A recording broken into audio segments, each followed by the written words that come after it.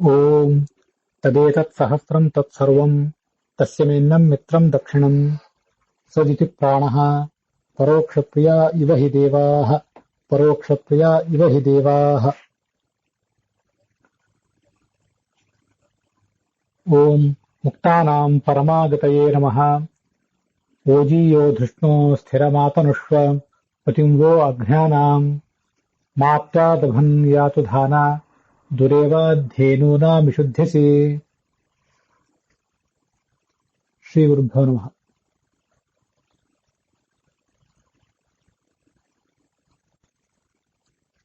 ಮಹಾಭಾರತದ ಅನುಶಾಸನ ಪರ್ವದ ಪ್ರವಚನ ಸರಣಿಯಲ್ಲಿ ಇದು 251ನೇ ಭಾಗ. ಮುಕ್ತಾನಾಂ ಪರಮಾಗತಿ ಎನ್ನುವ ಮಂತ್ರದ ವಿವರಣವನ್ನ ನಾವೆಲ್ಲರೂ ಇವತ್ತು ಶ್ರವಣ ಮಾಡಬೇಕಾಗಿದೆ. ಸ್ವಸ್ಥಸ್ತು ಸತಾಂ ಅಶೇಷ ಸನ್ಮಂಗಲಾನಿ ಭವಂತು. ಮಹಾಭಾರತಸ್ಯ ಭಗವತಾ ಬಾದರಾಯಣೇನ ಪ್ರಣೀತಸ್ಯ ಅನುಶಾಸನ ಪರ್ವಣಿ ತೇನೈವ ಬಾದರಾಯಣೇನ ಪ್ರಣೀತಾನಾಂ ಭಗವತಃ ನಾರಾಯಣಸ್ಯ ಗೌಣಾನಾಂ ಸಹಸ್ರಸಂಖ್ಯಾಕಾನಾಂ ನಾಮ್ನಾಂ ಮಧ್ಯೆ ಅದ್ಯ ಮುಕ್ತಾನಾಂ ಪರಮಾಗತಿಃ ಇತೀದಂ ನಾಮ ಓಜೀಯೋ ಧೃಷ್ಣೋ ಸ್ಥಿರಮಾತನುಷ್ವ ಇತಿ ಬೃಹತಿ ಛಂದಸಿ ನಿಬದ್ಧೇನ ಮಂತ್ರೇಣ ಸಾಕಂ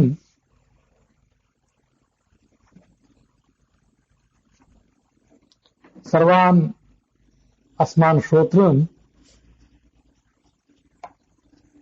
ಪುನೀತಾನ್ ಕರೋತಿ.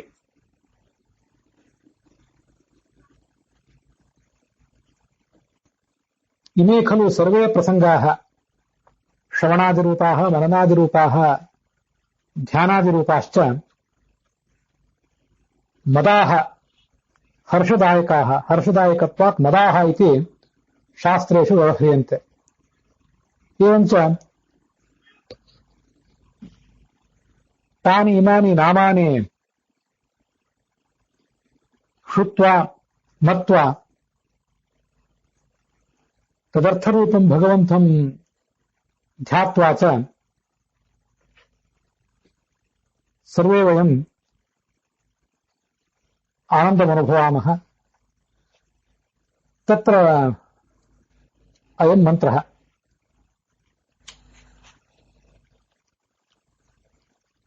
ಓಜೀಯೋ ಧೃಷ್ಣೋ ಸ್ಥಿರಮಾತನುಷ್ವ ಪತಿಂ ವೋ ಅಜ್ಞಾನಾಂ ಮಾತ್ವಾ ದಭನ್ ಯಾತು ಧಾನಾಃ ದುರೇವ ಧೇನುನಾ ಮಿಷುಧ್ಯಸಿ.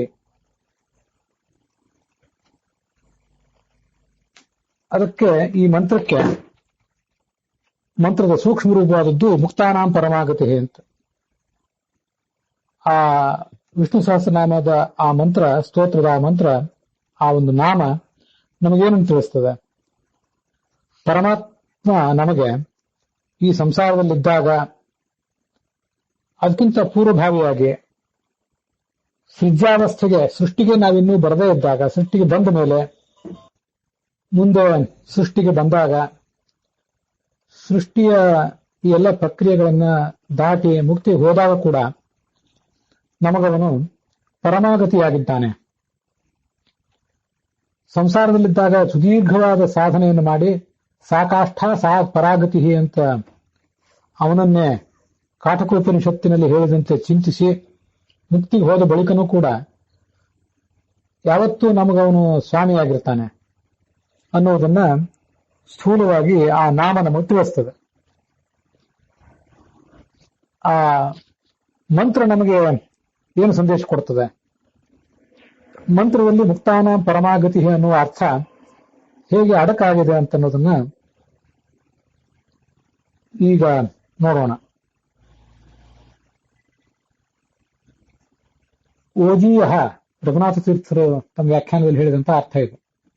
ಓಜೀಯ ಅಂದ್ರೆ ಓಜಸ್ವಿನ್, ಭಗವಂತನೇ ನೀನು ಓಜಸ್ವಿಯಾಗಿದ್ದಿ. ಓಜಃ ಅಂದ್ರೆ ಇನ್ನೊಬ್ಬರನ್ನ ಸೋಲಿಸುವಂತ ಶಕ್ತಿ, ಅಭಿಭವ ಶಕ್ತಿ ಓಜಃ, ಮತ್ತೊಬ್ಬರನ್ನು ಮಣಿಸುವ ಶಕ್ತಿ. ಅಂತಹ ಪರಮಾತ್ಮನೇ ಧೃಷ್ಣೋ ಧೈರ್ಯಶಾಲಿಯೇ, ನಿನ್ನ ಆ ರೂಪವನ್ನ ನಾವು ಧೃಷ್ಣು ಮತ್ತೆ ಓಜಸ್ವಿ ಅಂತ ಸ್ತುತಿಸ್ತೇವೆ.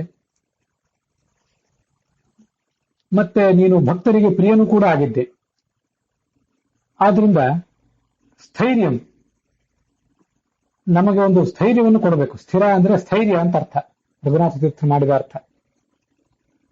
ಯಾವ ಮಾರ್ಗದಲ್ಲಿ ನಾವು ಇವತ್ತಿದ್ದೇವೋ ಆ ಮಾರ್ಗದಲ್ಲಿ ನಾವು ಸ್ಥಿರವಾಗಿ ಮುನ್ನಡೆಯುವಂತಾಗಬೇಕು. ನಮಗೆ ಸ್ಥೈರ್ಯವನ್ನು ಕೊಡು.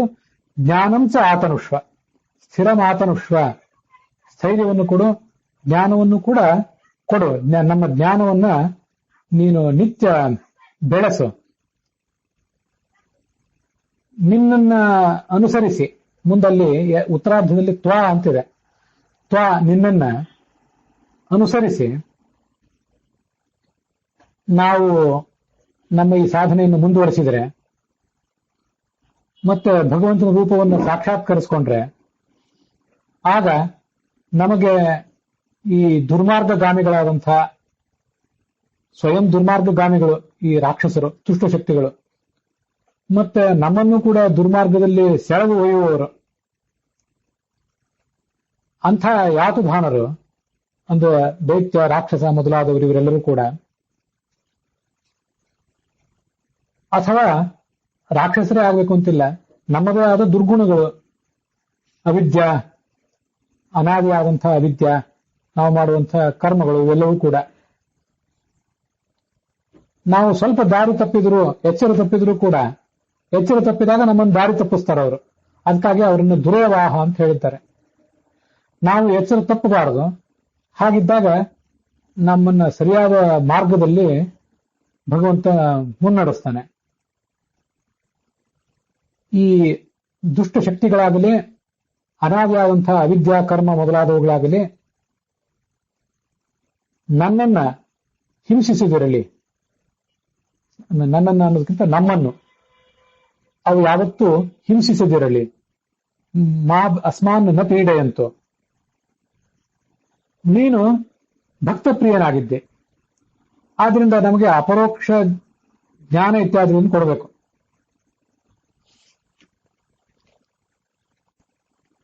ಅಪರೋಕ್ಷ ಜ್ಞಾನಾದಿಗಳನ್ನು ಕೊಟ್ಟು ಪ್ರಾರಬ್ಧ ಕರ್ಮವನ್ನ,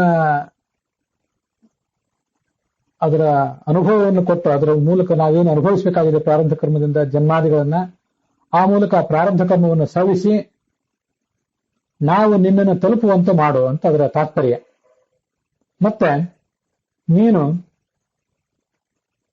ಈ ಅಜ್ಞಾನಾಂ ಪತಿಂ ನವಂ ವಿಶುದ್ಧಿಸಿ ಧೇನೂನ ವಿಶುದ್ಧಿಸಿ ಅಂತ ಅದರ ತಾತ್ಪರ್ಯ. ನಾಶರಹಿತವಾದ ಈ ಶಾಸ್ತ್ರಗಳೇನಿವೆ, ಆ ಶಾಸ್ತ್ರಗಳ ಪತಿಯಾದ ಮುಖ್ಯ ಪ್ರಾಣನಿಗೆ ನೀನು ವಿಶುದ್ಧಿಸಿ ಬತ್ತಳಿಕೆಯಂತೆ ಆಶ್ರಯನಾಗಿರುವಿ. ಅದು ಪೂರ್ವವತ್ತು, ಹಿಂದಿನಂತೆ ಅರ್ಥ ಇಟ್ಕೊಳ್ಬೇಕು. ರಘುನಾಥ ತೀರ್ಥರು ಹೇಳಿದ ಅರ್ಥ ಇಲ್ಲಿ ಓಜಿಯೋ ಧುಷ್ಣೋ ಸ್ಥಿರ ಮಾತನುಷ್ವ ಮಾತ್ವಾದಭನ್ ಯಾತುಧಾನಾಹ ದುರೇವಾಹ ಅನ್ನುವ ಇವೆರಡು ಪಾದಗಳನ್ನು ಸೇರಿಸಿ ಒಂದು ವಾಕ್ಯ ಮಾಡಿದರು ರಘುನಾಥ ತೀರ್ಥರು. ಪತಿಂಬೋ ಅಜ್ಞಾನಾಂ ಧೇನೂನಾಂ ವಿಶುದ್ಧಿಸಿ ಅಂತ ಇನ್ನೊಂದೇ ವಾಕ್ಯ ಮಾಡಿದರು. ಆ ವಾಕ್ಯಕ್ಕೂ ಮೊದಲನೇ ವಾಕ್ಯಕ್ಕೂ ಎರಡನೇ ವಾಕ್ಯಕ್ಕೂ ಸಂಬಂಧವೇನೂ ಇಲ್ಲ ಅಂತ ಆಯ್ತು ಈ ವ್ಯಾಖ್ಯಾನದಲ್ಲಿ. ಅದಕ್ಕಾಗಿ ಅವರೇ ಯದ್ವಾ ಅಂತ ಮತ್ತೊಂದು ವ್ಯಾಖ್ಯಾನವನ್ನು ಹೇಳ್ತಾರೆ. ಆ ನಾಶರಹಿತವಾದಂತಹ ಧೇನುಗಳು ಅಂದ್ರೆ ನಮ್ಮನ್ನ ತತ್ವಜ್ಞಾನವೆಂಬ ಹಾಲನ್ನು ಕೊಟ್ಟು ಪೋಷಿಸುವ ಧೇನುಗಳಂತಿರುವ ಆ ವೇದ ವಾಕ್ಯಗಳೇನಿವೆ, ಶ್ರುತಿಗಳು, ಅವುಗಳ ಅಧಿಪತಿಯಾದ ಪ್ರಾಣನನ್ನ ನಮ್ಮಲ್ಲಿ ಸ್ಥಿರನನ್ನಾಗಿ ಮಾಡುವ. ಸ್ಥಿರವನ್ನಾಗಿ, ಹಿಂದೆ ಸ್ಥಿರ ಅಂದ್ರೆ ಸ್ಥೈರ್ಯ ಅಂತ ಅರ್ಥ ಮಾಡಿದ್ರು. ಈಗ ಸ್ಥಿರ ಅಂದ್ರೆ ಆ ಮುಖ್ಯ ಪ್ರಾಣನ ಸನ್ನಿಧಾನವನ್ನು ನಮ್ಮಲ್ಲಿ ಸ್ಥಿರವನ್ನಾಗಿ ನೀನು ಇರಿಸು. ಸ್ಥಿರ ಮಾತನುಷ್ವ. ಮತ್ತೆ ನಮ್ಮಿಂದ ವಿವಿಧ ಕರ್ಮಗಳನ್ನು ಆತ ಮಾಡಿಸಬೇಕು. ಆ ಪ್ರೇರಣೆ ನಿನ್ನಿಂದ ಆತನ ಮೂಲಕ ನಮಗೆ ಬರಬೇಕಾಗಿದೆ. ಎಲ್ಲಾ ಪ್ರಾಣಿಗಳಲ್ಲೂ ಇರುವಂತಹ ಆ ಮುಖ್ಯ ಪ್ರಾಣ ಏನಿದ್ದಾನೆ ಅವನ ದ್ವಾರ ನಮಗೆ ಎಲ್ಲಾ ಕರ್ಮಗಳು ಕೂಡ ಆಗಬೇಕಾಗಿದೆ ಅಂತ ಅದರ ತಾತ್ಪರ್ಯ. ಅಲ್ಲಿ ಈ ಪ್ರಾರಬ್ಧ ಕರ್ಮವನ್ನ ನಾವು ಅನುಭವಿಸುವಂತೆ ಮಾಡಿ ಮುಂದೆ ನಮಗೆ ಮುಕ್ತಿ ಕೊಡಬೇಕಲ್ಲ ಭಗವಂತ. ಪ್ರಾರಬ್ಧ ಕರ್ಮಾದಿಗಳ ಮೂಲಕ ನಾವೇನು ಪೀಡೆಗೊಳಗಾಗಿದ್ದೇವೆ, ಅನೇಕ ಜನ್ಮವನ್ನು ತಾಳಬೇಕಾದಂತಹ ಪ್ರಸಂಗಗಳನ್ನು ಎದುರಿಸಿ ಆ ಪ್ರಾರಬ್ಧ ಕರ್ಮಗಳನ್ನು ಕಳೆದುಕೊಂಡು ನಾವು ಮುಕ್ತರಾಗ್ತೀವಲ್ಲ, ಆ ಮುಕ್ತರಾದಾಗ ಮುಕ್ತಾನಾಂ ಪರಮ ಪ್ರಾಪ್ತನಾಗಿದ್ದಾನೆ ಈ ಮುಕ್ತಾನಾಂ ಪರಮಾಗತಿ. ಹೀಗೆ ಆ ಮುಕ್ತಾನಾಂ ಪರಮಾಗತಿ ಅನ್ನುವ ಅರ್ಥ ಪ್ರಾರಬ್ಧ ಕರ್ಮದಿಂದ ಮುಕ್ತರಾದವರಿಗೆ ಆ ಭಗವಂತ ಪ್ರಾಪ್ತ ಅನ್ನುವ ಅರ್ಥ ಸೂಚಿತ ಆಗ್ತದೆ. ಅದಕ್ಕಾಗಿ ಅವನನ್ನು ಮುಕ್ತಾನಾಂ ಪರಮಾಗತಿ ಅಂತ ವರ್ಣನೆ ಮಾಡಿದ್ದಾರೆ.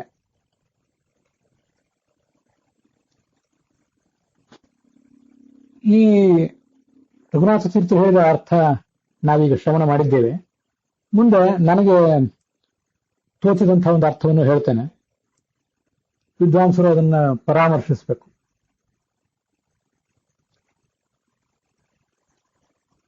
ರಘುನಾಥ ತೀರ್ಥರು ಮಾಡಿದಂತಹ ಎರಡನೇ ವ್ಯಾಖ್ಯಾನ ಇದೆಯಲ್ಲ, ಪತಿನ್ವೋ ಅಜ್ಞಾನಾಂ ಸ್ಥಿರಂ ಆತನುಷ್ವ ಅಂತ, ಆ ಥರದ ವ್ಯಾಖ್ಯಾನವನ್ನೇ ಸ್ವಲ್ಪ ಬದಲು ಮಾಡಿ ನಾನು ಕೂಡ ಮಾಡಬೇಕು ಅಂತ ಅಪೇಕ್ಷೆ ಪಡ್ತೇನೆ.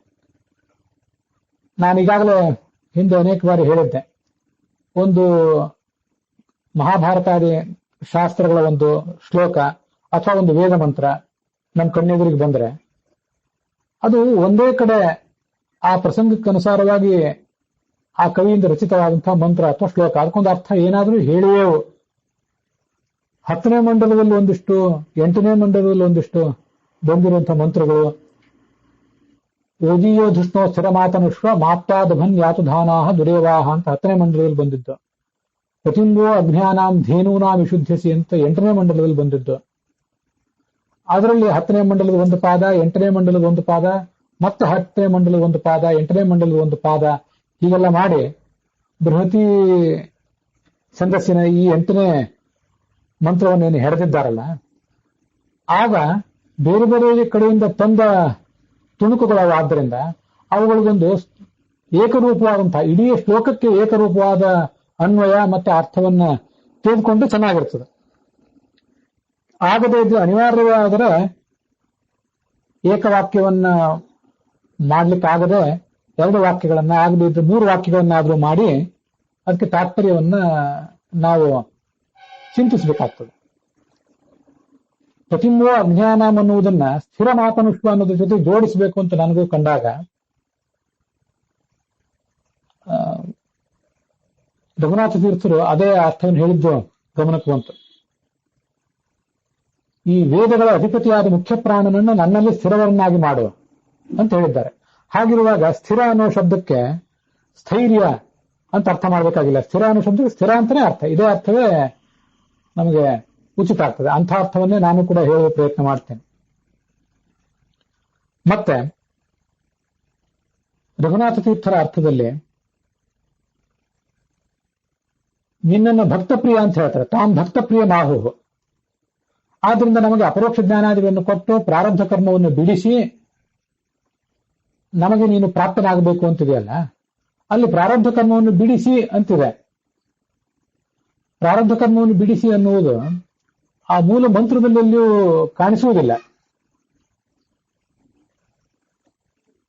ಅಪರೋಕ್ಷ ಜ್ಞಾನವನ್ನು ಕೊಟ್ಟು ಅಂತನ್ನುವುದು ಕೂಡ ಅಲ್ಲಿ ನಮಗೆ ಕಾಣಿಸೋದಿಲ್ಲ. ತ್ವ ಅಂದ್ರೆ ನಿನ್ನನ್ನು ಅಂತ ಅರ್ಥ. ತ್ವ ನಿನ್ನನ್ನು ಭಕ್ತಪ್ರಿಯನೆಂದು ಹೇಳುತ್ತಾರೆ. ಆದ್ದರಿಂದ ನೀನು ನನಗೆ ಅಪರೋಕ್ಷ ಜ್ಞಾನಾದಿಗಳನ್ನು ಕೊಟ್ಟು ಪ್ರಾರಬ್ಧ ಕರ್ಮವನ್ನು ಬಿಡಿಸಬೇಕು ಅಂತ ರಘುನಾಥ ತೀರ್ಥರು ಅಲ್ಲಿ ಮಧ್ಯ ಅಧ್ಯಾಹಾರ ಮಾಡಿದಂತೆ ಕಾಣಿಸ್ತದೆ. ಅಧ್ಯಾಹಾರ ಮಾಡಬಾರದಂತೇನಿಲ್ಲ, ವೇದಗಳ ಶೈಲಿಯೇ ಅಂಥದ್ದು. ಅನೇಕ ಕಡೆಯಿಂದ ಅಧ್ಯಾಹಾರ ಮಾಡಿಕೊಂಡೇ ಅದಕ್ಕೆ ಅರ್ಥ ಹೇಳಬೇಕಾಗ್ತದೆ. ಒಂದು ಪಾಣಿನಿ ಸೂತ್ರವೇ ಆದ್ರೆ ಎಷ್ಟು ಅಧ್ಯಾಹಾರಗಳು, ಹಿಂದು ಮುಂದಿನ ಸೂತ್ರಗಳನ್ನು ಪರಾಮರ್ಶಿಸಬೇಕಾಗ್ತದೆ ಎಷ್ಟು. ಹಾಗಿರುವಾಗ ಒಂದು ವೇದವಾಕ್ಯಕ್ಕೆ ಇಂಥ ಅಧ್ಯಾಹಾರಗಳು, ಬೇರೆ ಕಡೆಯಿಂದ ಪದಗಳನ್ನು ತರುವುದು ಯಾವುದು ಅಸಹಜವೇನಲ್ಲ. ಆದ್ರಿಂದ ಅಂಥ ಪ್ರಾರಬ್ಧ ಕರ್ಮಗಳಿಂದ ಮುಕ್ತರಾದ ಜೀವರಿಗೆ ಆತ ಪ್ರಾಪ್ತ ಅನ್ನೋ ಅರ್ಥವನ್ನ ಅವರು ಹೇಳಿದ್ದಾರೆ. ಈಗ ಹೀಗೊಂದು ಅರ್ಥ, ಪ್ರಾರಬ್ಧ ಕರ್ಮ ಇತ್ಯಾದಿ ಯಾವುದೂ ಅಲ್ಲಿ ನಮ್ಮ ಅನುಸಂಧಾನಕ್ಕೆ ಬರದೇ ಇದ್ರೂ ಹೀಗೊಂದು ವೇದವಾಕ್ಯಕ್ಕೆ ಅರ್ಥವನ್ನು ಹೇಳಬಹುದು.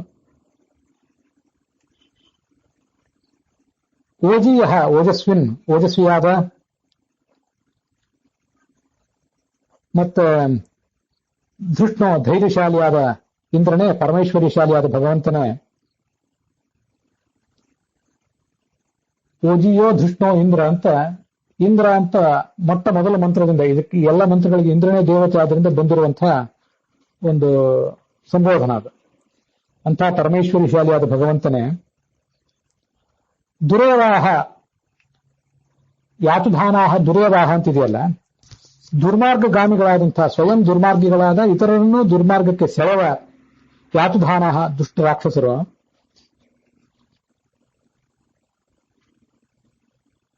ನಮ್ಮನ್ನ ಹಿಂಸಿಸದಿರಲಿ ಅಂತ ರಘುನಾಥ ತೀರ್ಥರ ಅರ್ಥ ಹೇಳಿದ್ದಾರಲ್ಲ, ಅಸ್ಮಾನ್ನ ಪೀಡೆಯಂತು ಅಂತ.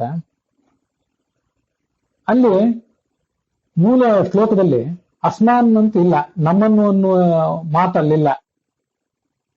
ಅದನ್ನ ಅಧ್ಯಾಹಾರ ಮಾಡಿಕೊಂಡಂತೆ ಕಾಣಿಸ್ತದೆ ರಘುನಾಥ ತೀರ್ಥರ. ಇಲ್ಲಿಗೆ ಹೋದ್ರೆ ಅಸ್ಮಾನ್ ಅಂತ ಅರ್ಥ ಅಲ್ಲಿ ಬರೋದು ಸಾಧ್ಯ ಇಲ್ಲ. ಅಧ್ಯಾಹಾರ ಇಲ್ಲದೇನೆ ಅಲ್ಲಿರುವ ಶಬ್ದ ನೀನು ಪೀಡಿಸದಿರಲಿ, ಯಾರನ್ನು ಪೀಡಿಸದೇ ಇರಲಿ ಅಂದ್ರೆ ಅಲ್ಲಿ ನಮಗೆ ಗೋಚರ ಆಗುವಂತ ಕರ್ಮವಾಚಕವಾದ ಶಬ್ದ ತ್ವಾ ಅಂತ ಹೇಳಿ. ಆ ದುಷ್ಟಶಕ್ತಿಗಳು ಮಾದವನ್ ಪೀಡಿಸದಿರಲಿ. ಯಾರನ್ನ ಪೀಡಿಸುವುದು ಅಂತಂದ್ರೆ ತ್ವಾ ಅಂದ್ರೆ ತ್ವಾಂ, ನಿನ್ನನ್ನು ಪೀಡಿಸದಿರಲಿ.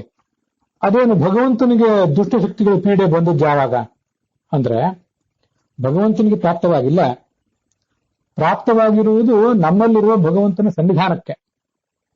ಭಗವಂತನ ಪ್ರತೀಕ ಅನಿಸಿಕೊಂಡಿಲ್ಲ ನಾವಿನ್ನು, ಅನಿಸಿಕೊಳ್ಬೇಕಾಗಿದೆ. ಯಾಕೆಂದ್ರೆ ಭಾಗವತ ತಾತ್ಪರ್ಯ ಹಾಗೆ ಹೇಳಿದೆ, ಶಿಲಾವತ್ ಪ್ರತಿಮೈ ವೇಷ ವಿಷ್ಣು ಲೋಕ ಚತುರ್ದಶಿ, 14 ಲೋಕಗಳ ಪ್ರತಿಯೊಂದು ಸಂಗತಿಯು ಭಗವಂತನಿಗೆ ಒಂದು ವಿಗ್ರಹ ಅಂತ ಹೇಳಿ. ಪ್ರತಿಮಾವತ್ ಧರೆಯ ರೂಪಂ ತಿರ್ಯಂಗ್ ನರ ಸುರಾದಯ, ತಿರ್ಯ ಪ್ರಾಣಿಗಳು, ನರರು, ಸುರರು, ಅಸುರರು ಎಲ್ಲರೂ ಕೂಡ ಪ್ರತಿಮೆಯಂತೆ ಭಗವಂತನಿಗೆ ಒಂದು ರೂಪ ಅಂತ ಭಾಗವತ ತಾತ್ಪರ್ಯ ಹೇಳಿದೆ. ಅದರಿಂದ ನಾವು ಆತನಿಗೆ ಪ್ರತೀಕರೇ ಹೌದು, ಬಹಳ ಅಲ್ಲದೆ ಇದ್ರು ಸ್ವಲ್ಪ ಆದ್ರು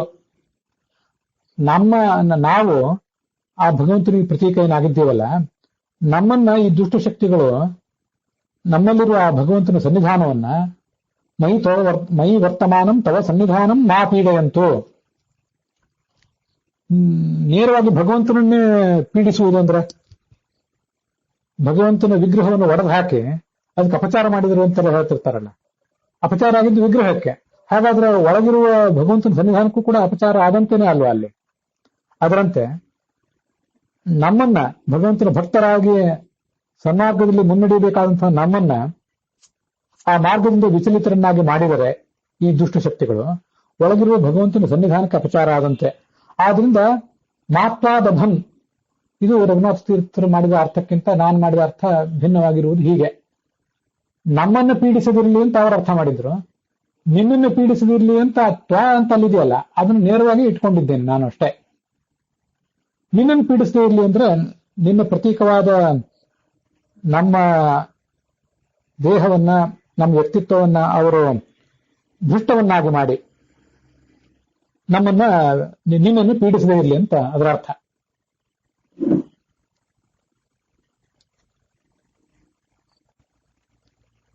ಯಾವುದೇ ಪ್ರತೀಕವನ್ನು ಕೂಡ ಈ ದುಷ್ಟಶಕ್ತಿಗಳು ಹಾಳು ಮಾಡಬಲ್ಲರು. ಹಾಗೆ ಹೇಳ್ತದೆ ಚಾಂದೋಗ್ಯ 1ನೇ ಅಧ್ಯಾಯ. ತದ್ಧ ಅಸುರಾಹ ಪಾಪ್ಮನ ವಿದಧುಹು, ಪಾಪದಿಂದ ಹಾಳು ಮಾಡಿದರು. ತಂಧ ಅಸುರಾಹ ಋತ್ವ ವಿದಧ್ವಸುಹು, ಮುಂದೆ ಮುಖ್ಯ ಪ್ರಾಣನನ್ನು ಉಪಾಸನೆ ಮಾಡಿದಾಗ ಮಾತ್ರ ಅವರೇ ಹಾಳಾಗಿ ಹೋದ್ರು. ಹೀಗೆ ಎಲ್ಲಾ ಪ್ರತೀಕಗಳನ್ನು ಕೂಡ ಅವರು ಪಾಪ್ಮನ ವಿದಧುಹು ಅಂತ ಹೇಳ್ತಾರಲ್ಲಿ. ಭಗವಂತನ ಎಲ್ಲಾ ಪ್ರತೀಕಗಳನ್ನು ಕೂಡ ಅವ್ರು ಹಾಳು ಮಾಡೇ ಬಿಡ್ತಾರೆ, ನಮ್ಮನ್ನು ಬಿಡೋದಿಲ್ಲ ಅವರು. ಆದ್ರಿಂದ ಒಳಗಿರುವ ಭಗವಂತನ ಸನ್ನಿಧಾನಕ್ಕೂ ಅಪಚಾರ ಆಗಂತೆ, ಭಗವಂತನ ವ್ಯಕ್ತಿತ್ವಕ್ಕಲ್ಲ. ನಮಗೆ ಆ ಭಗವಂತ ಸನ್ನಿಹಿತನಾಗಿ ಏನು ಅನುಗ್ರಹ ಮಾಡಬೇಕಾಗಿದೆ ಆ ಅನುಗ್ರಹಕ್ಕೆ ಈ ದುಷ್ಟಶಕ್ತಿಗಳಿಂದ ಒಂದು ವಿಘ್ನ ಅಷ್ಟೇ. ಇದು ನಾನು ಮಾಡ್ಕೊಂಡಿರುವ ಅರ್ಥ. ತ್ವ ಅಂದ್ರೆ ನಿನ್ನನ್ನು, ಭಗವಂತನೇ ನಿನ್ನನ್ನು ಆ ದೈತ್ಯರು ದಭನ್ ಹಿಂಸಿಸದಿರಲಿ, ನಿನ್ನ ಸನ್ನಿಧಾನಕ್ಕೆ ಅವರ ಅಪಚಾರ ತರದೇ ಇರಲಿ. ಇದು ಆ ಮುಂದೆ ಸ್ಥಿರ ಮಾತನುಷ್ವ ಅನ್ನೋದಕ್ಕೂ ಈ ಮಾತ್ವಾ ದಬನ್ ಅನ್ನೋದಕ್ಕೂ ಒಂದು ಹೊಂದಾಣಿಕೆ ಇದೆ. ಅದಕ್ಕಾಗಿ ಹೀಗೆ ಅರ್ಥ ಮಾಡಿದ್ದೇನೆ. ನಾವೀಗ ಇರುವುದು ಸಂಸಾರದಲ್ಲಿದ್ದೇವೆ. ನಮ್ಮಲ್ಲಿ ನಮ್ಮ ದೇಹ, ನಮ್ಮ ವ್ಯಕ್ತಿತ್ವ ಇದೆಲ್ಲವೂ ಕೂಡ ಲಿಂಗದೇಹ, ಅನಿರುದ್ಧ ದೇಹ, ಭೌತ ದೇಹ ಇದರಿಂದ ಆವೃತ ಆಗಿದೆ ನಮ್ಮ ಸ್ವರೂಪ ದೇಹ. ಆದ್ರಿಂದ ಸತ್ವರಜಸ್ತಮ ಗುಣಗಳ ಬಂಧನ ನಮಗಿರೋದರಿಂದ, ಅನೇಕ ಕಲ್ಮಶಗಳು ನಮ್ಮಲ್ಲಿ ತುಂಬಿರೋದ್ರಿಂದ, ಹೀಗೆ ದೈತ್ಯರ ಆಕ್ರಮಣಕ್ಕೆ ಇದು ತುತ್ತಾಗುವುದು ಸಹಜನೇ. ಯಾವಾಗ ಸ್ಥಿರವಾಗಿ ನಮ್ಮಲ್ಲಿ ಭಗವಂತನ ಸನ್ನಿಧಾನ ಅಂದ್ರೆ, ಸ್ಥಿರ ಮಾತನುಷ್ವ ಪತಿಂಬೋ ಅಜ್ಞಾನಾಂ, ನಾಶರಹಿತವಾದ ವಹ ಬಹುವಚನ. ಭಗವಂತನೇ ನೀನು ಅನೇಕ ರೂಪಗಳಿಂದ, ನಾರಾಯಣ, ಹಯಗ್ರೀವ, ವ್ಯಾಸ, ಕಪಿಲ, ದತ್ತ ಇತ್ಯಾದಿ ರೂಪಗಳಿಂದ ಏನು ಅನೇಕ ಶಾಸ್ತ್ರಗಳನ್ನ, ಪುರಾಣಾದಿಗಳನ್ನ, ವೇದಾದಿಗಳನ್ನ ಬೆಳಕಿಗೆ ತಂದಿದ್ದೆ. ಅದಕ್ಕೆ ಪ್ರತಿಯಾದಂತಹ ನಿನ್ನ ರೂಪವನ್ನ ನಮ್ಮಲ್ಲಿ ಸ್ಥಿರವಾಗಿ ಇರಿಸು. ಯಾವಾಗ ಸ್ಥಿರವಾಗಿ ಇರಿಸ್ಲಿಕ್ಕೆ ಸಾಧ್ಯ? ಈಗ ನಾವೆಷ್ಟೇ ಧ್ಯಾನ ಮಾಡ್ತೇವೆ ಅಂತ ಕೂತ್ಕೊಂಡ್ರು ನಮ್ಮಲ್ಲಿ ಆ ಭಗವಂತನ ಸನ್ನಿಧಾನ ಸ್ಥಿರವಾಗಿರೋದಿಲ್ಲ. ಅನ್ಯೇಷಾಂ ಚಲಚಿತ್ತತ್ವಾತ್ ಪ್ರಾಯ ಸ್ಯಾತ್ ಕರ್ಮ ರಾಜಸಂ ಅಂತ ಗೀತಾ ಪ್ರಸ್ಥಾನದಲ್ಲಿ ಆಚಾರ್ಯ ಹೇಳ್ತಾರೆ. ನಾವು ಮಾಡುವ ಎಲ್ಲ ಶ್ರವಣ, ಪ್ರವಚನ, ಮನನ, ಧ್ಯಾನ ನಾವೇನ್ ಮಾಡ್ತೀವಿ ಅಂತ ಅನ್ಕೊಂಡಿದ್ದೀವಿ ಎಲ್ಲವೂ ಕೂಡ ಪ್ರಾಯ ನಮ್ಮದೆಲ್ಲ ರಾಜಸ ಕರ್ಮವೇ ಆಗ್ತದಂತ. ಯಾಕೆಂದ್ರೆ ಚಲಚಿತ್ತತ್ವಾತ್, ನಮ್ಮ ಮನಸ್ಸು ಚಂಚಲ, ದೈತ್ಯರ ದಾಳಿಗೆ ಇದು ತುತ್ತಾಗುವ ಸಾಧ್ಯತೆ ಯಾವತ್ತೂ ಇದ್ದೇ ಇರ್ತದೆ. ನಮ್ಮ ಮನಸ್ಸು ಚಂಚಲ ಆಗ್ತದೆ. ಆದ್ರಿಂದ ನಮ್ಮ ಕರ್ಮ ಎಲ್ಲ ರಾಜಸ ಆಗಿಬಿಡ್ತದೆ. ಸಂಸಾರದಲ್ಲಿ ಇರುವಷ್ಟು ದಿವಸವೂ ಹೀಗೆ ಇದೆ. ಆದರೆ ನಿನ್ನ ಆ ರೂಪ ನಮ್ಮಲ್ಲಿ ಯಾವಾಗ ಸ್ಥಿರವಾಗಿ ನಿಲ್ತದೆ? ಮುಕ್ತಿ ಹೋದಾಗಲೇ ಸ್ಥಿರವಾಗಿ ನಿಲ್ತದೆ. ಸ್ಥಿರ ಮಾತನುಷ್ವ, ಸ್ಥಿರವಾಗಿ ಇರಿಸು ಅಂದ್ರೆ ನಮ್ಮನ್ನ ಮೊದಲು ಪರೋಕ್ಷ ಜ್ಞಾನ ಕೊಡು, ನಮಗೆ ಮುಂದೆ ಅಪರೋಕ್ಷ ಜ್ಞಾನವನ್ನು ಕೊಡು, ಪ್ರಾರಬ್ಧ ಕರ್ಮವನ್ನೆಲ್ಲ ಕ್ರಮವಾಗಿ ಕಳಿಸು, ಮುಂದೆ ನಮ್ಮನ್ನ ಮುಕ್ತರನ್ನಾಗಿ ಮಾಡು. ಮುಕ್ತಿ ಹೋದಾಗಲೇ ಆ ಸ್ಥಿರವಾದಂತಹ ಸನ್ನಿಧಾನ ನಿನ್ನದು ನಮ್ಮಲ್ಲಿ. ಮತ್ತೆ ನೀನು ಧೇನುನ ವಿಶುದ್ಧಿಸಿ, ತತ್ವಜ್ಞಾನವೆಂಬ ಹಾಲನ್ನು ಕೊಡುವ ಧೇನುಗಳಾದ ಈ ವೇದಗಳಿಗೆ ಆಶ್ರಯನಾಗಿರಿ. ಬತ್ತಳಿಕೆಗಳಿಗೆ, ಬಾಣಗಳಿಗೆ ಬತ್ತಳಿಕೆ ಹೇಗೆ ಆಶ್ರಯನೋ ಹಾಗೆ ಶಾಸ್ತ್ರಗಳಿಗೆ ನೀನು ಆಶ್ರಯನಾಗಿದ್ದೆ. ಹಿಂದೆ ನಾವು ನೋಡಿದ್ದೇವೆ, ಭಗವಂತನನ್ನ ಅಕ್ಷಯವಾದ ಬತ್ತಳಿಕೆ ಅಂತ ನಾವು ಉಪಾಸಿಸಬೇಕು. ಅರ್ಜುನಾದಿಗಳ ಬತ್ತಳಿಕೆಯಿಂದ ಪುಂಖಾನುಪುಂಖವಾದ ಬಾಣಗಳು ಹೇಗೆ ಹೊರಗೆ ಬರ್ತಾ ಇದ್ವೋ ಹಾಗೆ ಹಯಗ್ರೀವಾದಿ ರೂಪದಿಂದ, ಆತನ ಮುಖದಿಂದ, ಬಾಯಿಯಿಂದ ಸತತವಾಗಿ ನಸ್ತೋ ಮುಖಾದಪಿ ನಿರಂತರ ಉದ್ಗಿರಂತಂ, ವೇದಶಾಸ್ತ್ರಗಳು ಒಳಗೆ ಬರ್ತಾ ಬಾಣಗಳಂತೆ. ಅದಕ್ಕಾಗಿ ಆತನನ್ನು ಇಶುದ್ಧಿಸಿ ಅಂತ ಮೊದಲಿಂದ ಹೇಳ್ತಾ ಬಂದಿದ್ದಾರೆ. ಶಾಸ್ತ್ರಗಳ ವಚನಗಳಿಗೆ ನೀನು ಬತ್ತಳಿಕೆಯಂತೆ, ಅಕ್ಷಯವಾದ ಬತ್ತಳಿಕೆಯಂತಿರುವೆ ನೀನು ಅಂತ. ಇದು ನಾವು ಮಾಡಿಕೊಂಡಂಥ ಒಂದು ಅನುಸಂಧಾನ. ಸಂಸಾರದಿಂದ ನಾನು ಮುಕ್ತನಾದಾಗಲೇ ನಿನ್ನ ಸನ್ನಿಧಾನ ನನ್ನಲ್ಲಿ ಸ್ಥಿರವಾಗಿರ್ಲಿಕ್ಕೆ ಸಾಧ್ಯ. ಇದು ನಿನ್ನ ರೂಪವನ್ನು ನನ್ನಲ್ಲಿ ಸ್ಥಿರವಾಗಿರಿಸು ಅಂತ ನಾನು ಮಾಡಿದ ವ್ಯಾಖ್ಯಾನ. ರಘುನಾಥ ತೀರ್ಥರು ಮುಖ್ಯ ಪ್ರಾಣನನ್ನು ನನ್ನಲ್ಲಿ ಸ್ಥಿರವಾಗಿರಿಸು ಅಂತ ಮಾಡಿದ್ದಾರೆ. ಇದೊಂದು ವ್ಯತ್ಯಾಸ ಇದೆ. ಶ್ಲೋಕದ ಅನ್ವಯವನ್ನು ಮತ್ತೊಂದು ಬಾರಿ ಗಮನಿಸಬೇಕು. ಹೇ ಇಂದ್ರ, ಹೇ ಓಜೀಯ ಧೃಷ್ಣೋ ಇಂದ್ರ, ದುರೇವಾಹ ದುರ್ಮಾರ್ಗಗಾಮಿನಃ ದುರ್ಮಾರ್ಗ ಪ್ರೇರಕಾಸ್ಯ ಯಾತುಧಾನಾಃ ತ್ವಾಂ ಮಾ ದಭನ್ ಮಾ ಪೀಡಯಂತೋ ಮಯಿ ವರ್ತಮಾನಂ ತವ ಸನ್ನಿಧಾನಂ ಮಾ ಪೀಡಯಂತೋ. ವಹ ಅಜ್ಞಾನಾಂ ಪತಿಂ ರೂಪಂ ಹಯಗ್ರೀವಾದಿ ರೂಪಂ ಮಯಿ ಸ್ಥಿರಂ ಆತನುಷ್ವ ಕುರು ಮಾಂ ಸಂಸಾರಾದ್ ಉನ್ಮುಚ್ಯ ತವ ಸನ್ನಿಧಾನಂ ಮಯಿ ಸ್ಥಿರಂ ಕುರು ಇತ್ಯರ್ಥಃ. ತ್ವಂ ಖಲು ಧೇನೂನಾಂ ವಿಶುದ್ಧಿಸಿ ಧೇನೂನಾಂ ಶ್ರುತೀನಾಂ ವಿಶುದ್ಧಿರಿವ ಆಶ್ರಯೋಸಿ ಮುಕ್ತಿಂ ದತ್ವಾ ಸ್ವಸನ್ನಿಧಾನಂ ಸ್ಥಿರಂ ಕರೋತಿ ಇತಿ ಮುಕ್ತಾನಾಂ ಪರಮಾಗತಿ. ಹಾಗಾದರೆ ಮುಕ್ತಾನಾಂ ಪರಮಾಗತಿ ಯಾಕೆ? ರಘುನಾಥ ತೀರ್ಥ ಹೇಳಿದಂತೆ ಪ್ರಾರಬ್ಧ ಕ್ರಮದಿಂದ ಮುಕ್ತರಾದವರಿಗೆ ಈತ ಪರಮ ಪ್ರಾಪ್ಯ. ಹೆಚ್ಚು ಕಡಿಮೆ ಅಂಥದೇ ಅರ್ಥ ನನಗೂ ಕೂಡ ಅನಿಸಿದೆ. ನನ್ನನ್ನು ಮುಕ್ತನನ್ನಾಗಿ ಮಾಡಿ ನಿನ್ನ ರೂಪವನ್ನು ನನ್ನಲ್ಲಿ ಸ್ಥಿರವಾಗಿಡು. ಅಲ್ಲಿವರೆಗೆ ನಾವಿಲ್ಲಿ ಸುಮ್ಮನೆ ಕಥೆ ಹೇಳಿದ್ದೇ ಬಂತು. ಸಾಕಾಷ್ಠ ಸಾ ಪರಗತಿ, ನೀನೇ ಗತಿ ನನಗೆ ಗೋವಿಂದ ಅಂತ ಹಾಡಿದ್ದೇ ಬಂತು, ಪ್ರವಚನ ಮಾಡಿದ್ದೇ ಬಂತು. ಆದರೆ ನಮಗೆ ಅವನು ಗತಿಯಾಗುವುದು ಯಾವಾಗ? ಗತಿ ಎನ್ನುವ ಸಂಗತಿ ಪೂರ್ಣವಾಗಿ ನಮಗೆ ವೇದ್ಯವಾಗುವುದು, ನಿಜವಾದ ಅರ್ಥವಿಲ್ಲವನು ನಮ್ಗೆ ಗತಿಯಾಗುವುದು ಮುಕ್ತಾನಾಂ ಪರಮಾಗತಿ. ಈಗ ನೋಡಿ, ಆ ಮುಕ್ತಾನಾಂ ಪರಮಾಗತಿ ಅನ್ನೋ ಶಬ್ದಕ್ಕೆ ಎರಡು ಅರ್ಥಗಳು ಬಂದವು. ಮುಕ್ತಿ ಹೋದ್ಮೇಲೂ ಕೂಡ ನಮಗೆ ಪರಮಾಗತಿ ಯಾರು? ಬೇರೆ ಯಾವ ದೇವತೆಯೋ ಅಲ್ಲ, ಮತ್ತೆ ಬೇರೆ ಯಾರೇ ಅಧಿಪತಿಗಳು ನಮಗೆ ಇಲ್ಲದೇನೂ ಇರೋದಿಲ್ಲ. ಇವನು ಪರಮಾಗತಿ ಆಗೇ ಇರ್ತಾನೆ. ಮುಕ್ತಿ ಹೋದ್ಮೇಲೂ ಕೂಡ ಯಾವತ್ತೂ ಆತನ ನಿಯಂತ್ರಣದಲ್ಲೇ ಇರ್ತೇವೆ. ಮತ್ತೆ ಮುಕ್ತಾನಾಂ ಪರಮಾಗತಿ, ಮುಕ್ತರಾದ ಮೇಲೆ ನಮಗವನು ಪರಮಾಗತಿ ಆಗ್ತಾನೆ. ಮುಕ್ತರಾದವರಿಗೆ ಅವನೇ ಪರಮಾಗತಿ ಅಂತ ಮುಂದಿನ ಪರಮಾಗತಿ ಅನ್ನೋದಕ್ಕೆ ಒತ್ತು ಕೊಟ್ಟರೆ ಅದನ್ನು ಬೇರೆ ಅರ್ಥ. ಅವನನ್ನು ಬಿಟ್ಟರೆ ಬೇರೆ ಯಾರು ಪರಮಾಗತಿ ಇಲ್ಲ ಅಂತ. ಮುಕ್ತಾನಾಂ ಅನ್ನೋದಕ್ಕೆ ಒತ್ತು ಕೊಟ್ರೆ ನಮಗೀಗ ಅವನೇ ಪರಮಾಗತಿ ಅಲ್ಲ, ಅವನ ಹೆಸರನ್ನು ಹೇಳ್ತಾ ಇರ್ತೇವೆ ಅಷ್ಟೇ. ಅಂತಹ ದೃಢವಾದ ಶರಣಾಗತಿ ನಮಗೀಗ ಬಂದಿಲ್ಲ. ಆ ದೃಢವಾದ ಶರಣಾಗತಿ, ಅಂತಹ ದೃಢವಾದ ಭಕ್ತಿ, ಅವನೇ ಗತಿ ಅಂತ ನಮಗೆ ಬರುವುದು ಮುಕ್ತಿ ಹೋದ್ಮೇಲೆ. ಅದಕ್ಕೆ ಮುಕ್ತಾನಾಂ ಪರಮಾಗತಿ, ಮುಕ್ತಿಗೆ ಹೋದ್ಮೇಲೆ ಅವನು ಪರಮಾಗತಿ ಆಗ್ತಾನೆ. ಅದನ್ನ ಈ ಒಂದು ಗೀತಾ ತಾತ್ಪರ್ಯದಲ್ಲಿ ಒಂದು ವಸಿಷ್ಠ ಶಾಖಾ ಅನ್ನುವ ಶಾಖೆಯಿಂದ ಒಂದು ಸಾಮವೇದದ ಶಾಖಾ ಇದ್ದಿರ್ಬೇಕದು. ಅದನ್ನು ಉದ್ಧರಿಸಿ ಆಚಾರ್ಯರು ಒಂದು ತಾತ್ಪರ್ಯವನ್ನ, ಒಂದು ಸಂಗತಿಯನ್ನು ಹೇಳ್ತಾರೆ. ಗತಿರ್ಭರ್ತ ಪ್ರಭು ಸಾಕ್ಷಿ ಅಂತ 9ನೇ ಅಧ್ಯಾಯದ 18ನೇ ಶ್ಲೋಕ. ಅಲ್ಲಿ ಗತಿ ಅಂದ್ರೆ ಏನು? ಭಾಷ್ಯ ಹೀಗಿದೆ: ಗಮ್ಯತೆ ಮುಮುಕ್ಷುಭಿಹೀತಿ ಗತಿ. ಚಿಂತಿಸಲ್ಪಡುವುದು ಯಾರಿಂದ ಅಂದ್ರೆ ಮುಮುಕ್ಷುಭಿಹಿ. ಗತಿ ಅಂದ್ರೆ ಹೋಗಿ ತಲುಪಬೇಕಾದ ಸಂಗತಿ ಅಂತ ಒಂದು ಅರ್ಥ. ಇನ್ನೊಂದು ಜ್ಞೇಯ ಅಂತ ಅರ್ಥ.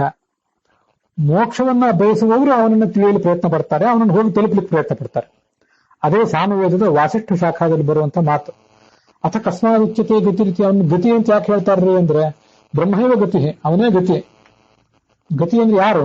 ಬ್ರಹ್ಮನೇ ಗತಿ, ಪರಮ ಗುಣಪೂರ್ಣನಾದ ಪರಮಾತ್ಮನೇ ಗತಿ. ತದ್ದಿ ಗಮ್ಯತೆ ಪಾಪ ವಿಮುಕ್ತೈ. ಗತಿ ಅಂತ ಶಬ್ದ ನಮಗೆ ಇಲ್ಲಿ ಬಂದಿಲ್ಲ, ವಿಷ್ಣು ಸಹಸ್ರನಾಮದಲ್ಲಿ ಬಂದಿಲ್ಲ. ಗತಿ ಅಂತ ಪ್ರತ್ಯೇಕವಾಗಿಲ್ಲ. ಮುಕ್ತಾನಾಂ ಪರಮಾಗತಿ ಅಂತ ಒಂದಿದೆ, ಗತಿ ಸಪ್ತಮ ಅಂತ ಇನ್ನೊಂದಿದೆ. ಗತಿ ಅನ್ನೋ ಶಬ್ದದ ಅರ್ಥವನ್ನು ಈಗಲೇ ನೋಡಿಬಿಡೋಣ. ಯಾಕೆ ಪ್ರಶ್ನೆ ಮಾಡಿಕೊಂಡು ವೇದವೇ ಅದನ್ನು ಹೇಳಿದೆ. ಪಾಪ ವಿಮುಕ್ತರಾದವರಿಂದ ಆತ ಗಮ್ಯ. ಪಾಪ ವಿಮುಕ್ತರಾದವರಿಗೆ ಸ್ವಲ್ಪ ಆದರೂ ಪಾಪದ ಪರಿಹಾರ ಆಗಿರ್ಬೇಕು. ಅಂಥವ್ರಿಗೆ ಅವನನ್ನ ಗತಿ ಎಂದು ತಿಳ್ಕೊಳ್ಳಿಕ್ಕೆ ಆಸೆ ಬರೋದು, ಅಪೇಕ್ಷೆ ಬರೋದು. ಮುಂದೆ ಪಾಪಗಳನ್ನು ಕಳ್ಕೊಂಡು ಸನ್ಮಾರ್ಗದಲ್ಲಿ ಮುನ್ನಡೆದಂತೆ ಕೊನೆಗೊಂದು ಬಾರಿ ಆತ ನಮಗೆ ಗತಿ. ಪಾಪ ವಿಮುಕ್ತರಾದವರಿಂದಲೇ ಆತ ಗಮ್ಯ ಅಂತ ಅರ್ಥ. ಆದ್ರಿಂದ ಮುಕ್ತಾನಾಂ ಪರಮಾಗತಿ ಅಂತಂದ್ರೆ ಮುಕ್ತರಾದವರಿಗೆ, ಪಾಪ ವಿಮುಕ್ತರಾದವರಿಗೆ, ಪ್ರಾರಬ್ಧ ಕರ್ಮದಿಂದ ಮುಕ್ತರಾದವರಿಗೆ,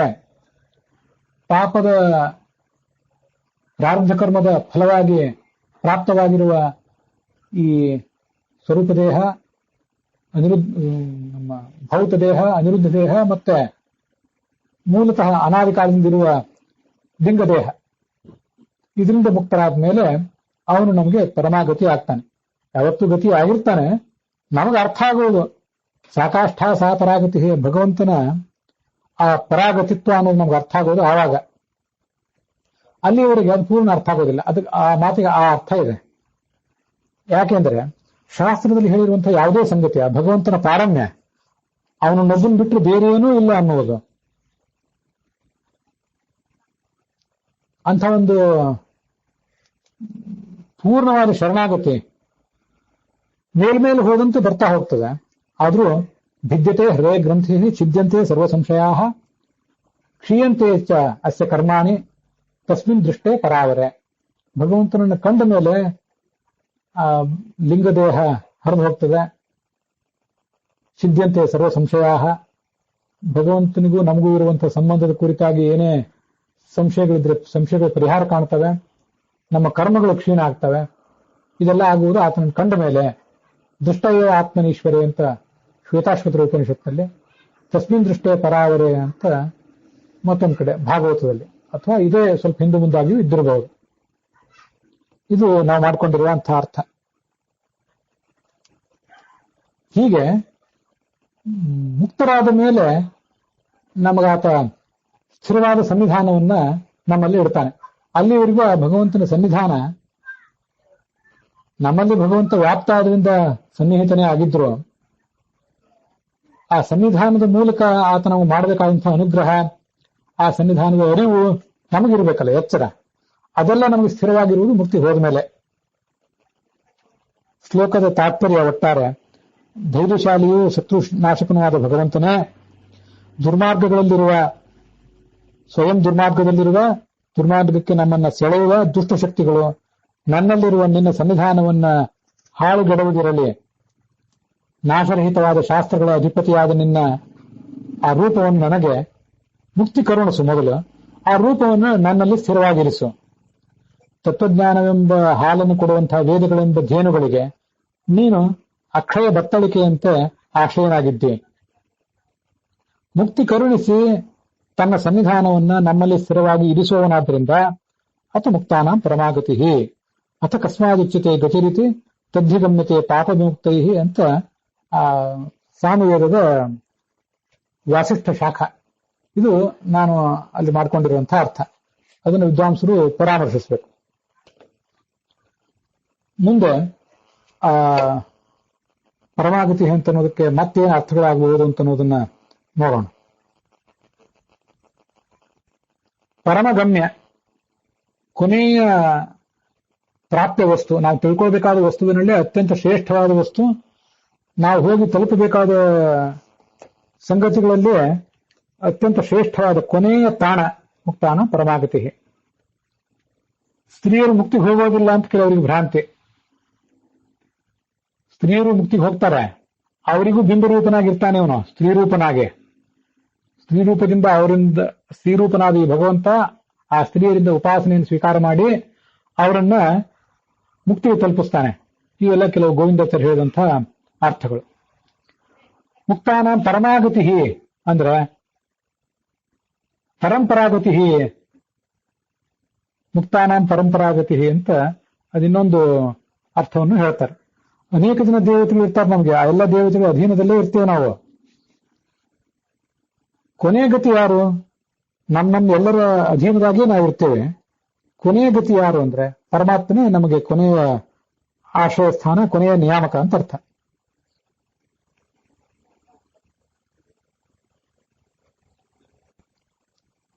ಮುಕ್ತಾನಾಮಪಿ ಪರ ಯಾ ರಮ, ಮುಕ್ತಾನಾಂ ಪರ ಅಂತಂದ್ರೆ ಮುಕ್ತರಿಗೂ ಶ್ರೇಷ್ಠವಾದ, ಎಲ್ಲ ಚತುರ್ಮುಖಾದಿ ಮುಕ್ತ ದೇವತೆಗಳಿಗೂ ಜೀವರಿಗೂ ಶ್ರೇಷ್ಠವಾದವರು ಲಕ್ಷ್ಮೀದೇವಿ. ಅವಳಿಗೆ ಇವನು ಗತಿ. ಮುಕ್ತಾನಾಂ ಪರಮಾಯಾಹ ಗತಿ, ಪರಮ ಅಂದ್ರೆ ಲಕ್ಷ್ಮೀದೇವಿ ಅಂತ ಈ ಒಂದು ಅರ್ಥವನ್ನು ಕೂಡ ಅವರು ವರ್ಣಿಸ್ತಾರೆ.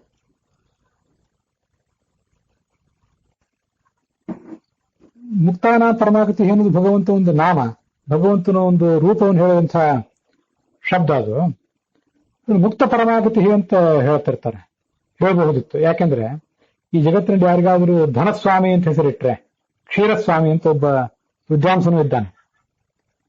ಕ್ಷೀರಸ್ವಾಮಿ ಅಂತ ಹಾಲಿನ ಸ್ವಾಮಿ ಅಂತ ಅರ್ಥ. ಹಾಲಿನ ಸ್ವಾಮಿ ಅಂತ ಅವನಿಗೆ, ಆ ವಿದ್ವಾಂಸನಿಗೆ ಅವ್ರ ತಂದೆ ತಾಯಿ ಯಾಕೆ ಹೆಸರಿಟ್ಟರೋ ಗೊತ್ತಿಲ್ಲ. ಅಂತೂ ಕ್ಷೀರಸ್ವಾಮಿ ಅಂತ ಒಬ್ಬ ಕೋಶಕಾರನೋ ಮತ್ತೆ ಯಾರೋ ಇದ್ದಾನೆ, ವ್ಯಾಕರಣ ಪಂಡಿತನೋ ಒಬ್ಬ ಪ್ರಾಚೀನ. ಅದರಂತೆ ಕ್ಷೀರಸ್ಯ ಸ್ವಾಮಿ ಕ್ಷೀರಸ್ವಾಮಿ, ಕ್ಷೀರಸ್ಯ ಸ್ವಾಮಿ ಅಂತ ಹೆಸರಿಡೋದಿಲ್ಲ, ಕ್ಷೀರಸ್ವಾಮಿ ಅಂತ ಹೆಸರಿಟ್ಟಿರ್ತಾರೆ. ಯಾರಿಗಾದ್ರೂ ಈ ತರ ಹೆಸರಿಡೋದು ವಿಚಿತ್ರವಾಗಿ ಕಂಡ್ರು ಧನಸ್ವಾಮಿ, ಧನದ ಸ್ವಾಮಿ ಅಂತ ಹೆಸರಿಟ್ಟಾರೋ, ಧನಸ್ಯ ಸ್ವಾಮಿ ಅಂತ ಆ ಪದವನ್ನ ಪ್ರತ್ಯೇಕ ಮಾಡಿ ಯಾರು ಹೆಸರಿಡೋದಿಲ್ಲ. ಹೆಸರು ನೀಡುವಾಗ ಸಾಮಾನ್ಯವಾಗಿ ಎಲ್ಲ ಕಡೆನೂ ಕೂಡ ಅದು ಒಂದೇ ಪದವನ್ನಾಗಿ ಮಾಡಿ ಇಡ್ತಿರ್ತಾರೆ. ಪರಮಾತ್ಮನಿಗೆ ಮಾತ್ರ ಮುಕ್ತಾನಾಂ ಪರಮ ಗತಿ ಅಂತ ಹೀಗೆ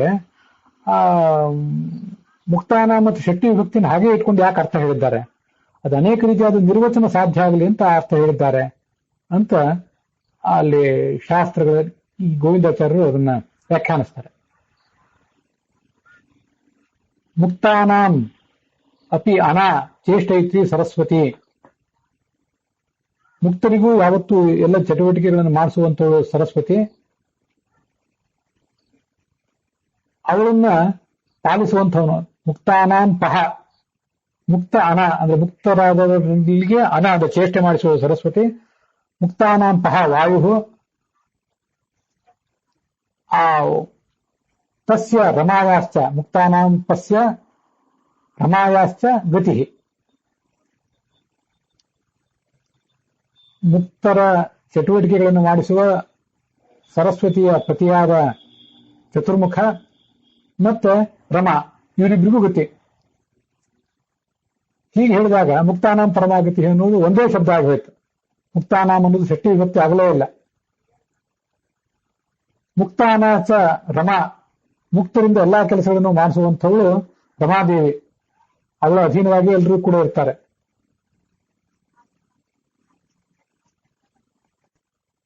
ಅವಳಿಗೂ ಈತ ಗತಿ ಅಂತ ಹೀಗೆ ಬೇರೆ ಬೇರೆ ಅರ್ಥಗಳನ್ನ ಹೇಳಲಿಕ್ಕೆ ಸಾಧ್ಯ ಇದೆ. ಅದಕ್ಕಾಗಿ ಮುಕ್ತಾನ ಪರಮಾಗತಿ ಅಂತ ವಿಚಿತ್ರ ಅನಿಸುವಂತ ಒಂದು ಶಬ್ದವನ್ನ ಶಾಸ್ತ್ರ ಪ್ರಯೋಗ ಮಾಡಿದೆ. ಬ್ರಹ್ಮಸೂತ್ರ ಭಾಷ್ಯದ 4ನೇ ಅಧ್ಯಾಯ 4ನೇ ಪಾದ 9ನೇ ಸೂತ್ರ ಅಲ್ಲಿ ಬರುವಂತಹ ಶ್ಲೋಕ, ವರಾಹ ಪುರಾಣದ ಶ್ಲೋಕ. ಪರಮೋಧಿಪತಿಸ್ತೇಷಾಂ ವಿಷ್ಣುರೇವನ ಸಂಶಯ ಬ್ರಹ್ಮಾದಿ ಮಾನುಷಾಂತಾನಾಂ ಸರ್ವೇಷಾಂ ಅವಿಶೇಷತಃ ತತಃ ಪ್ರಾಣಾದಿನಾಮಾಂತಾಃ ಸರ್ವೇಪಿ ಪತಯಃ ಕ್ರಮಾತ್ ಆಚಾರ್ಯಾಶ್ಚೈವ ಸರ್ವೇಪಿ ಯೈರ್ಜ್ಞಾನಂ ಸುಪ್ರತಿಷ್ಠಿತಂ. ನಾವೆಲ್ಲ ಜೀವಾತ್ಮರು ಮುಕ್ತರಾದ್ಮೇಲೂ ಕೂಡ ನಮಗೆ ಜ್ಞಾನ ಕೊಟ್ಟ ಗುರುಗಳು, ಪ್ರಾಣ ಮೊದಲಾದ ದೇವತೆಗಳು ನಮಗೆ ಅಧಿಪತಿಗಳೇ ಆಗಿರ್ತಾರೆ. ಯಾವತ್ತೂ ಅವರ ನಿಯಂತ್ರಣದಲ್ಲೇ ನಾವು ಇರ್ತೇವೆ. ಚತುರ್ಮುಖ ನಿಂದ ಹಿಡಿದು ಮನುಷ್ಯೋತ್ತಮರವರೆಗೆ ಎಲ್ಲರಿಗೂ ಮುಖ್ಯ ಒಡೆಯನಾದವನು ಈ ಭಗವಂತ. ಹೀಗೆ ಕೊನೆಯ ಗತಿ ಅವನು. ಅಲ್ಲಿಯವರೆಗೆ ನಡುವೆ ಅನೇಕ ಗತಿಗಳಿದ್ದಾರೆ ನಮಗೆ ಮುಕ್ತಿಗೆ ಹೋದ್ಮೇಲೂ ಕೂಡ. ಇದು ಮುಕ್ತಾನಾಂ ಪರಮಾಗತಿ ಅನ್ನೋದ್ರಿಂದ ನಾವು ತಿಳಿಬೇಕಾದಂತಹ ಸಂಗತಿ.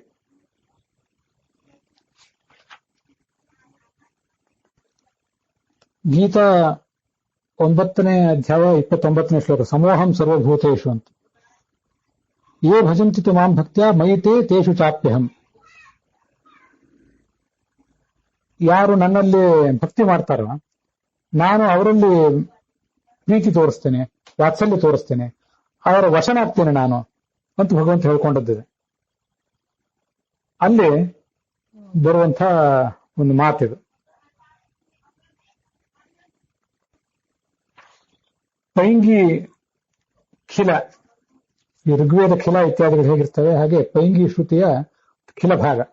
ಅಬುದ್ಧಿಪೂರ್ವಾತ್ ಯೋ ವಶಃ ತಸ್ಯ ಧ್ಯಾನಾತ್ ಪುನರ್ವಶೋ ಭವತೆ ಬುದ್ಧಿಪೂರ್ವಂ. ನಮಗೀಗ ಗೊತ್ತಿಲ್ಲ, ಭಗವಂತನ ಅಧೀನರೇ ನಾವಾಗಿದ್ದೇವೆ, ಭಗವಂತ ನಮ್ಮಲ್ಲಿ ಸನ್ನಿಹಿತನೇ ಆಗಿದ್ದಾನೆ. ಅದನ್ನು ಕೇವಲ ಬಾಯಿಯಿಂದ ಹೇಳಿ ಹೆಚ್ಚು ಮನವರಿಕೆ ಆಗದೆ ಹೋದ್ರೂ ಕೂಡ, ಆ ಸಂಗತಿಗಳ ಸಾಕ್ಷಾತ್ಕಾರ ನಮ್ಗೆ ಆಗಿಲ್ಲದೆ ಹೋದ್ರೂ ಕೂಡ, ಭಗವಂತನ ಅಧೀನರೇ ನಾವಾಗಿದ್ರು ಸುಮ್ಮನೆ ಬಾಯಿಂದ ಹೇಳ್ತೇವೆ ಅಷ್ಟೇ, ಪ್ರವಚನ ಮಾಡ್ತೇವೆ ಅಷ್ಟೇ. ಹೀಗೆ ನಮ್ಗೆ ಗೊತ್ತಿಲ್ಲದೆ ಇದ್ರೂ ನಾವು ಭಗವಂತನ ಅಧೀನರೇ.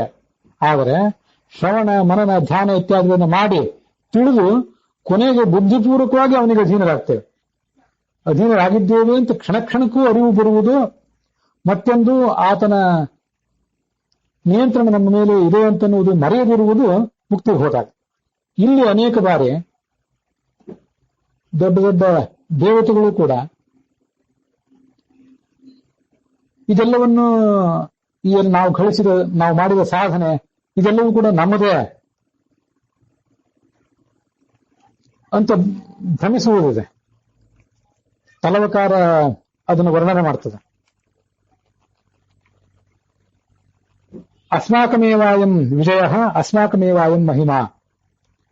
ದೈತ್ಯರ ಮೇಲೆ ಯುದ್ಧ ಸಾರಿ ದೇವತೆಗಳು ಗೆದ್ದರು, ನಮ್ಮದೇ ವಿಜಯ ಇದು. ಅಸ್ಮಾಕಮೇವಾಯಂ ವಿಜಯ, ನಮ್ಮದೇ ಮಹಿಮೆ, ನಮ್ಮದೇ ವಿಜಯ ಇದು. ತತ್ರ ದೇವಾಹ ಅಮಹಿ ಅಂತ ಅವರು ಹೀಗೆ ತಮ್ಮ ಆ ಸಾಧನೆಯ ಬಗ್ಗೆ ಅಭಿಮಾನ ತಾಳಿದರು. ಭಗವಂತನ ವಶರು ತಾವು ಅಂತನ್ನೋದನ್ನು ಮರೆತರು. ಅಸುರಾವೇಶದಿಂದ ಹಾಗಾಯಿತು ಅಂತ ಭಾಷ್ಯದಲ್ಲಿ ಹೇಳ್ತಾರೆ. ಆದರೆ ಮುಕ್ತಿಗೆ ಹೋದ ಮೇಲೆ ಬುದ್ಧಿಪೂರ್ವಕವಾಗಿ ಮತ್ತೊಂದು ಮರೆಯದಂತೆ ನಾವು ಆತನ ಅಧೀನರಾಗಿದ್ದೀವಿ, ಆತ ನಮ್ಮಲ್ಲಿ ಯಾವತ್ತೂ ಸನ್ನಿಹಿತನಾಗಿದ್ದಾನೆ ಅನ್ನುವುದು ನಮಗೆ ಗೊತ್ತಾಗುವುದು ಮುಕ್ತಿಗೆ ಹೋದ ಮೇಲೆ. ಅದನ್ನ ಆ ತಲವಕಾರದಲ್ಲಿ ಮತ್ತೆ ಗೀತಾ ತಾತ್ಪರ್ಯದಲ್ಲಿ ವರ್ಣನೆ ಮಾಡ್ತಾರೆ.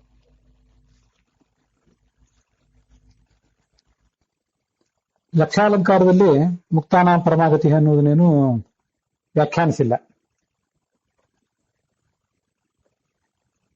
ಶಾಂಕರ ಭಾಷ್ಯದಲ್ಲಿ ಮಾಮುಪೇತ್ಯತು ಕೌಂತೆಯ ಪುನರ್ಜನ್ಮ ನವಿದ್ಯತೆ ಅಂತ ಗೀತಾ ಶ್ಲೋಕವನ್ನು ಉದ್ಧರಿಸ್ತಾರೆ. ಮತ್ತೊಂದು ಮರಳು ಬರದಂತೆ ಆ ಭಗವಂತನನ್ನು ತಲುಪುವುದು. ಅದಕ್ಕಾಗಿ ಆತನಿಗೆ ಮುಕ್ತಾನಾಂ ಪರಮಾಗತಿ ಅಂತ ಹೇಳ್ತಾರೆ. ಶ್ರೀ ವೈಷ್ಣವ ಸಂಪ್ರದಾಯದ ಪರಾಶರ ಭಟ್ಟರ ವ್ಯಾಖ್ಯಾನದಲ್ಲಿ ಪರಮ ಪ್ರಾಪ್ಯ ಮುಕ್ತ ಪರಮಗತಿ ಅಂದ್ರೆ ಸರ್ವಶೇಷಿ, ಭಗವಂತ ಶೇಷಿ, ಜಗತ್ತೆಲ್ಲವೂ ಆತನ ಶೇಷ ಅಂತ ಶೇಷಿ ಸಂಬಂಧವನ್ನು ಹೇಳ್ತಾರೆ. ಅದನ್ನು ಹಿಂದೆ ನೋಡಿದ್ದೇವೆ.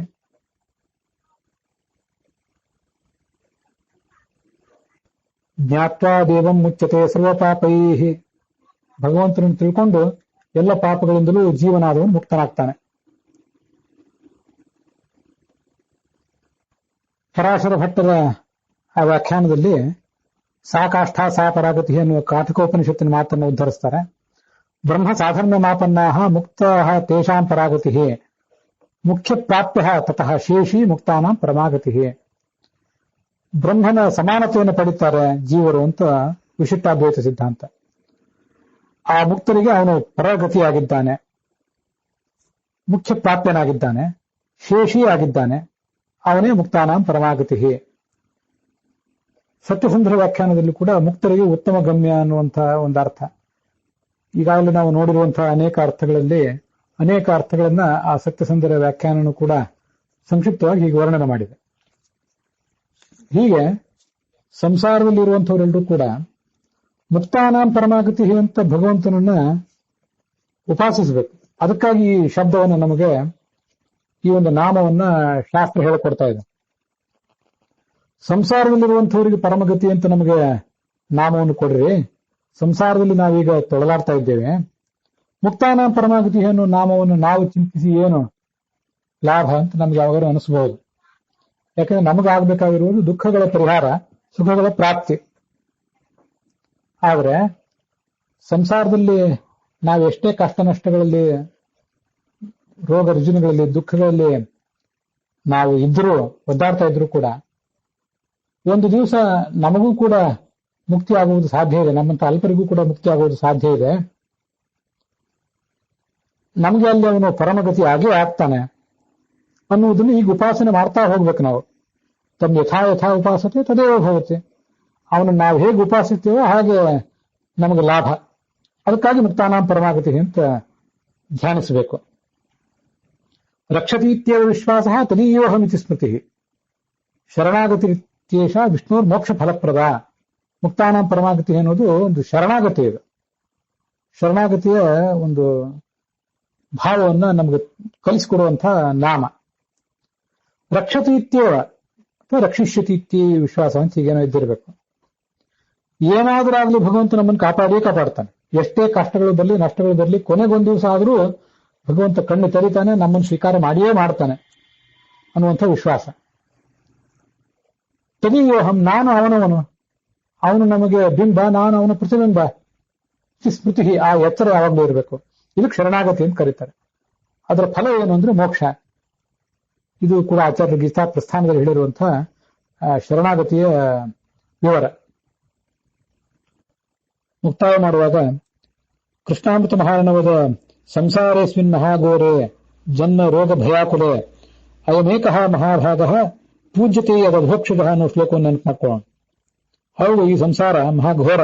ಯಾಕಂದ್ರೆ ಜನ್ಮ, ಹುಟ್ಟು, ಸಾವು ಇತ್ಯಾದಿಗಳಿಂದ ತುಂಬಿ ಹೋಗಿದೆ. ಅದು ಸಂಸಾರದಲ್ಲಿ ಇರುವುದು ಅಂದ್ರೆ ಮತ್ತೆ ಹುಟ್ಟುವುದು, ಮತ್ತೆ ಸಾಯುವುದೇ. ಅನೇಕ ಥರದ ರೋಗಗಳು ಬೇರೆ, ಹೊಸ ರೋಗಗಳು, ಇನ್ನೂ ಹೆಸರು ಕೇಳಿಲ್ಲದೆ ಇರುವ ರೋಗಗಳು, ಔಷಧ ಸಿಗದೇ ಇರುವ ರೋಗಗಳು ಬೇರೆ. ಇಂಥ ಭಯಂಕರವಾದ ಸಂಸಾರ ಇದು. ಅಷ್ಟಾದ್ರೂ ಕೂಡ ನಮ್ಮೊಂದು ದೊಡ್ಡ ಭಾಗ್ಯ ಇದೆ. ಎಂಥ ಕೆಟ್ಟ ಕಲಿಕಾಲವೇ ಬಂದಿರಲಿ, ಎಂಥ ರೋಗವೇ ಬರಲಿ, ಏನೇ ಬರಲಿ, ಅಯಮೇಕಃ ಮಹಾಭಾಗ. ಇದೊಂದು ದೊಡ್ಡ ಭಾಗ್ಯ ನಮ್ದು. ಏನಂದ್ರೆ ಅವನನ್ನು ಪೂಜೆ ಮಾಡ್ತಾ ಇದ್ದೇವಲ್ಲ, ಅವನ ಕುರಿತಾಗಿ ಶ್ರವಣ ಮಾಡ್ತಾ ಇದ್ದೇವೆ, ಅವನ ಕುರಿತಾಗಿ ಮನನ ಮಾಡ್ತಾ ಇದ್ದೇವೆ, ಪೂಜಿಸ್ತಾ ಇದ್ದೇವೆ, ಅರ್ಚನ ಪ್ರಾರ್ಥನೆಗಳನ್ನು ಮಾಡ್ತಾ ಇದ್ದೇವೆ. ಅದೊಂದು ದೊಡ್ಡ ಭಾಗ್ಯ. ಸಂಸಾರದಲ್ಲಿದ್ರೂ ಕೂಡ ಮುಕ್ತಾನಾಂ ಪರಮಾಗತಿ ಅಂತ ಅವನನ್ನು ಧ್ಯಾನಿಸ್ತಾ ಇದ್ದೇವಲ್ಲ, ಅದಕ್ಕಿಂತ ದೊಡ್ಡ ಭಾಗ್ಯ ಏನಿದೆ? ನಮಗಿನ್ನೂ ಮುಕ್ತ ಸಿಕ್ಕಿಲ್ಲದೆ ಇರಬಹುದು. ಮುಕ್ತರಾದವರಿಗೆ ನೀನೇ ಗತಿಯಾಗಿದ್ದೆ, ಅಮುಕ್ತರಾದಂಥ ನಮಗೂ ಕೂಡ ನೀನು ಮುಕ್ತರನ್ನಾಗಿ ಮಾಡಿ ಗತಿಯಾಗ್ತಿ, ಈಗಲೂ ಗತಿಯಾಗಿದ್ದೆ ಅಂತ ಧ್ಯಾನಿಸ್ತೇವೆ, ಪೂಜಿಸ್ತೇವೆ. ಅದೇ ಒಂದು ದೊಡ್ಡ ಭಾಗ್ಯ ಅಂತ ಕೃಷ್ಣಾಮೃತ ಮಹಾರ್ಣವದ ಶ್ಲೋಕ ಮತ್ತೆ ಮುಕ್ತಾನ ಪರಮಾಗತಿ ಏನು ನಾಮದಿಂದ ನಾವು ಸಂಸಾರದಲ್ಲಿದ್ದವರು ನಮಗೆ ಕೊಟ್ಕೊಳ್ಬಹುದಾದಂತಹ ಒಂದು ಆಶ್ವಾಸನ. ಅಲ್ಲಿಗೆ ಇವತ್ತಿನ ಈ ಭಾಗ ಸಮಾಪ್ತಿಯನ್ನು ಕಾಣ್ತಾ ಇದೆ.